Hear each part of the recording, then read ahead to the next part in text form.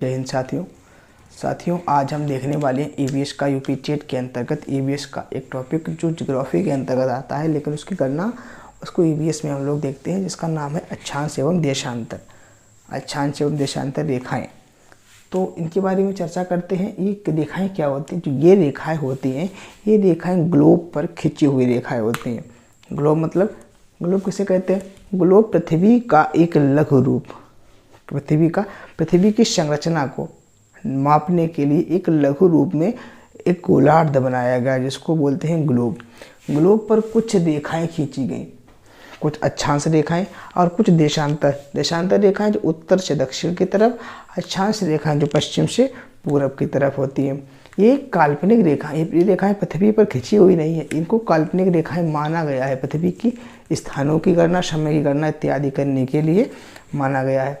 साथियों देखते हैं ये क्या है। एक गोलाकार आकृति दिख रही होगी आपको, इसी को ग्लोब कहते हैं, जो पृथ्वी का एक लघु रूप है। सर्वप्रथम देखते हैं हम लोग अक्षांश रेखा के बारे में। तो पृथ्वी के बीचों बीच में एक रेखा खींची गई है, जिसको बोलते हैं भूमध्य रेखा। कौन सी? भूमध्य रेखा या विषुवत रेखा। ये रेखा 0 डिग्री है, क्योंकि सेंटर में है, बीच में, जो पृथ्वी को 2 भागों में विभाजित करती है। जो भूमध्य रेखा के ऊपर का भाग है उत्तरी गोलार्ध, और जो नीचे का भाग है उसको दक्षिणी गोलार्ध बोलते हैं। ये रेखाएं पश्चिम से पूरब की ओर खिंची होती हैं। इसके बाद देखते हैं कर्क रेखा। कर्क रेखा जो है ये भूमध्य रेखा के ऊपर होती है। कितने पे होती है? ये 23.5 डिग्री पर स्थित है। इसके ऊपर एक रेखा दी जाती है आर्कटिक वृत्त रेखा, ये 66.5 डिग्री पर है। और इसके नीचे रेखाएं दी गई 23.5 डिग्री पर, ये मकर रेखा है, ये दक्षिण में है, साउथ में 23.5 डिग्री साउथ में ये रेखा है। और 66.5 डिग्री अंटार्कटिक रेखा है, ये 66.5 डिग्री साउथ में रेखा है। अच्छा, कुछ देखेंगे कि भूमध्य रेखा के ऊपर कर्क रेखा दी गई है। तो क्या कर्क रेखा भूमध्य रेखा के ऊपर है? ऐसा नहीं है। इसके बीच में हम लोग देख रहे होंगे यहाँ पर एक गोला कितना होता है 360 डिग्री का। कितना? 360 डिग्री का। तो जो आधा भाग है, जब इसको लंबवत देशांतर बांटेंगे तो यहाँ कितना कोण बनता है? 90 अंश का। 90 अंश का कोण बनता है। तो एक भूमध्य रेखा जो ऊपर दी है, बीच में कटी हुई रेखा, जो भूमध्य रेखा पृथ्वी को 2 भागों में काटती है, इन रेखाओं के बीच की दूरी, यहाँ पर कुछ इस तरह की रेखाएं खिंची होती हैं। एक रेखा के मध्य की दूरी कितनी होती है? बीच की दूरी 1 डिग्री होती है। यानी एक रेखा के बाद में जो रेखा होगी वो 1 डिग्री पे दूरी पर होगी। और इनके बीच की दूरी कितनी होती है? 1 डिग्री के मध्य दूरी होती है 111 किलोमीटर। अच्छा, यहाँ से जब इतना कोण बनता है 90 डिग्री, और एक रेखा होती है 80 डिग्री, में कितनी रेखाएं होंगी? तो जब 90 अंश का कोण बन रहा है तो ऊपर कितनी रेखाएं होंगी? 90 रेखाएं ऊपर होंगी। इसी तरह 90 रेखाएं डॉट करके ये नीचे होंगी।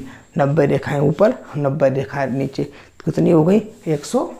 लोग लिखते हैं यहाँ पे 90 + 90, 180 रेखाएं, प्लस एक जो बीच की रेखा होती है ये भूमध्य रेखा, कितनी हो गई? 181 रेखाएं।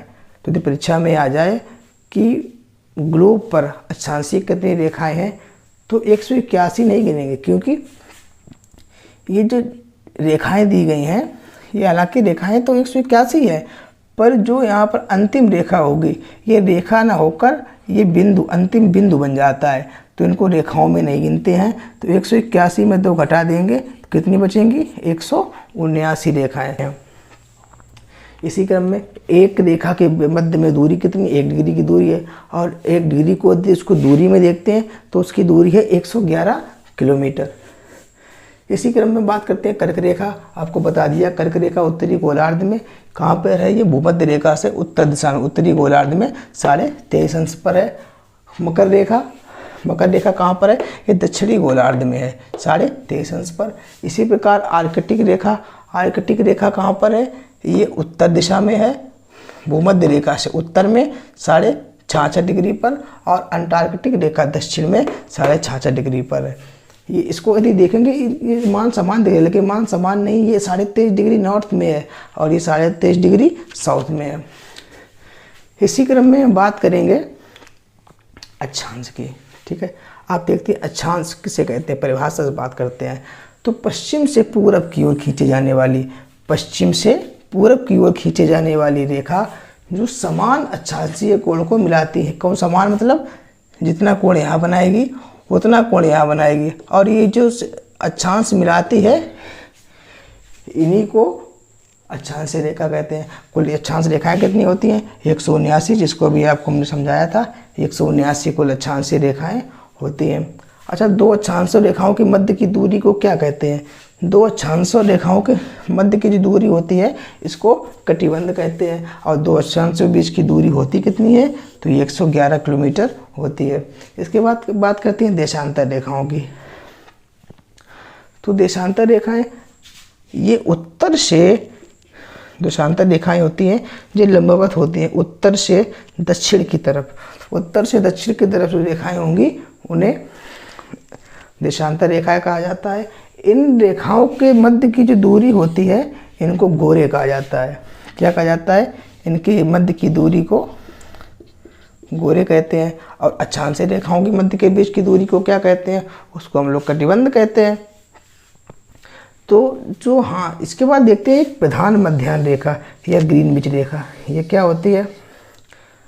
तो इसकी जो अक्षांशीय रेखा है मध्य की रेखा, इसको तो भूमध्य रेखा मान लिया। और जब देशांतर रेखा की बात आई तो इसमें एक बीच के बिंदु को मापने के लिए क्या गया, अमेरिका में एक स्थान है, अमेरिका में एक स्थान है ग्रीनविच। उस स्थान को देशांतर रेखा की बीच की रेखा माना गया। तो उस रेखा को क्या नाम दिया गया? ग्रीनविच रेखा। इसको देखें क्या नाम दिया गया? ग्रीनविच रेखा। ये हमारा लिखा है प्रधान मध्याह्न रेखा या ग्रीनविच रेखा 0 डिग्री देशांतर रेखा को कहते हैं। जो देशांतर रेखाओं में जो 0 डिग्री पर है उसको ग्रीनविच रेखा कहते हैं।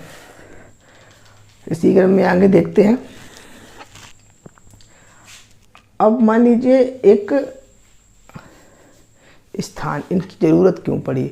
अक्षांश रेखा और देशांतर रेखा की ज़रूरत क्यों पड़ी? तो हम लोग देखते हैं कि उत्तरी और एक अक्षांशीय और देशांतर रेखाओं की ज़रूरत क्यों पड़ी। जैसे मान लीजिए आपका कोई साथी है, आपका कोई साथी आप खो गया है और उसे नहीं पता है कि वो किस जगह पर है। तो उसके पास कोई एक गैजेट या उपकरण या कुछ भी है जो उस स्थान पर जहाँ पर है उस जगह की लोकेशन बताता है, वहाँ के स्थान को अक्षांश में डिग्री में बताता है। तो कैसे आप जानेंगे कि वो है कहाँ पे? जैसे उसने बताया ये 0 डिग्री भूमध्य रेखा है और ये 0 डिग्री देशांतर रेखा। कौन सी? देशांतर रेखा है। उसने बताया कि वह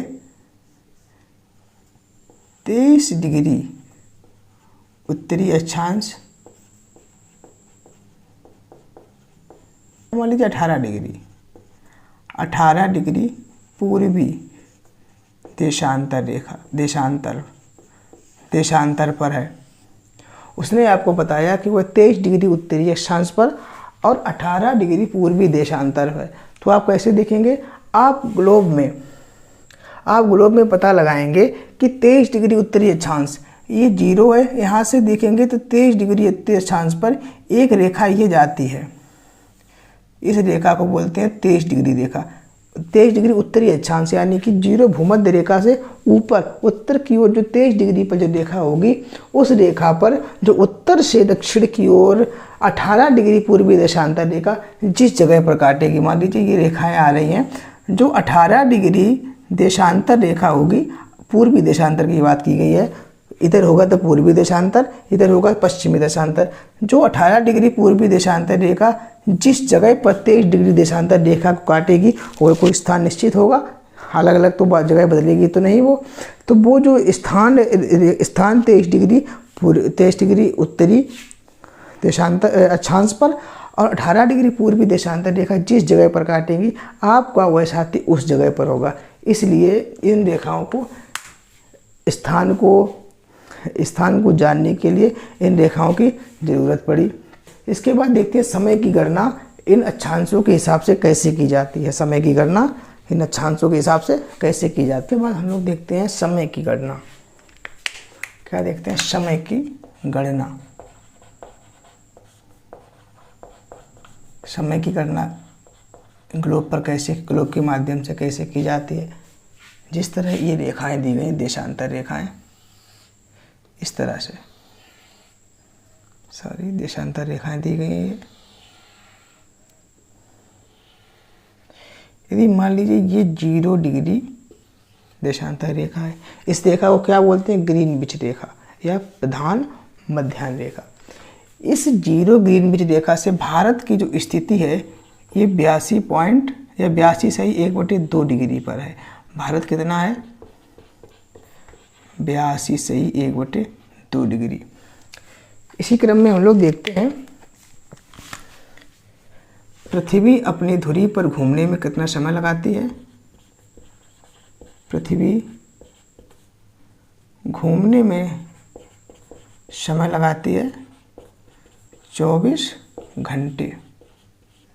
ठीक है, 24 घंटे। और 1 घंटे में मिनट कितने होते हैं?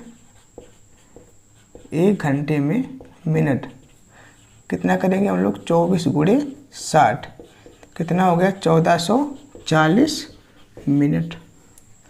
अच्छा, एक ग्लोब में रेखाएं कितनी होती हैं? अक्षांश हो या देशांतर, तो रेखाएं होती हैं 360 रेखाएं। तो एक ग्लोब में जब 360 रेखाएं होती हैं तो 1 डिग्री रेखा में लगने वाला समय जानने के लिए क्या करेंगे? 360 में 1440 मिनट, 1440 मिनट में 360 का भाग दे देंगे तो ये आएगा 4 डिग्री। 4 डिग्री यानी कि 1 मिनट में पृथ्वी अपनी अक्ष पर 4 डिग्री घूमेगी। और इसी क्रम में हम लोग जानते हैं जब 82.5 डिग्री दिया गया है अमेरिका की अपेक्षा भारत की स्थिति 82.5, तो इसमें जब 4 का गुणा करेंगे कितना होगा? 5 × 20 की 0 हाथ से लगा 2, 4 दूनी 8, 2 10 की 0 हाथ से लगा 1, 8 × 32 और 1 33, 333 मिनट।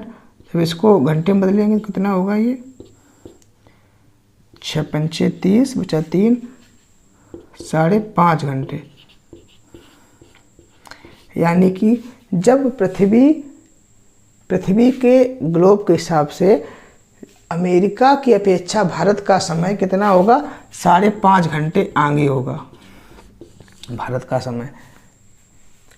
देशांतर रेखाओं में जो उत्तर की तरफ जो देश होते हैं उनका समय आगे होता है अमेरिका से, और जो पश्चिम दिशा में होता है, जो पश्चिम दिशा में देश होते हैं उनका समय अमेरिका की अपेक्षा पीछे होता है।